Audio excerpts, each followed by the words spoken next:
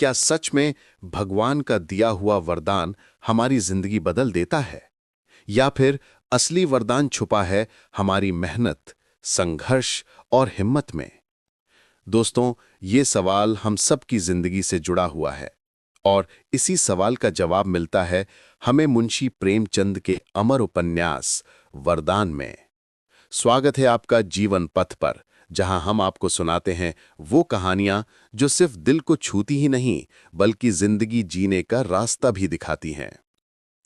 कहानी की शुरुआत होती है सुधा और देवराज से। सुधा एक सीधी साधी, मासूम और करुणा से भरी लड़की। उसकी मासूमियत और सच्चाई ही उसका सबसे बड़ा आभूषण है। वहीं देवराज एक पढ़ा लिखा, जागरूक नौजवान। उसके सपने छोटे नहीं थे। वो चाहता था कि समाज से गरीबी मिटे, लोग आगे बढ़ें और अन्याय के खिलाफ आवाज बुलंद करें। लेकिन सपनों की राह आसान कहाँ होती है। गरीबी, भूख, समाज की कठोर परंपराएं सब मिलकर उनकी जिंदगी को कठिन बना देते हैं। कभी हालात उन्हें रुला देते हैं, कभी समाज के ताने उनकी हिम्मत तोड़ने की कोशिश करते हैं।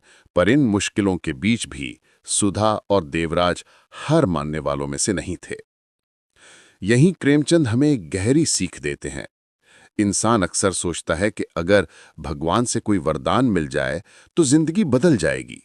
लेकिन असलियत यह है कि वरदान कोई आसमान से उतरने वाला चमत्कार नहीं है। वरदान है इंसान के भीतर की वो ताकत जो उसे गिर के भी बार बार उठना सिखाती है। कहानी आगे बढ़ती है और हालात और भी सख्त होते जाते हैं। कभी सुधा को भूख से जूझना पड़ता है तो कभी देवराज के सपने गरीबी की दीवार से टकरा के चकनाचूर हो जाते हैं। एक पल ऐसा भी आता है जब लगता है सब कुछ बिखर जाएगा, लेकिन तभी उनके बीच का भरोसा, एक दूसरे का सहारा और संघर्ष करने की हिम्मत उन्हें फिर से खड़ा कर देती है। प्रेमचंद साफ कर देते हैं कि असली वरदान कोई दैवी शक्ति नहीं है, बल्कि मेहनत करने की लगन है, कठिनाइयों में भी उम्मीद न खोने का जज्बा है और हर तूफान का सामना करने का साहस है।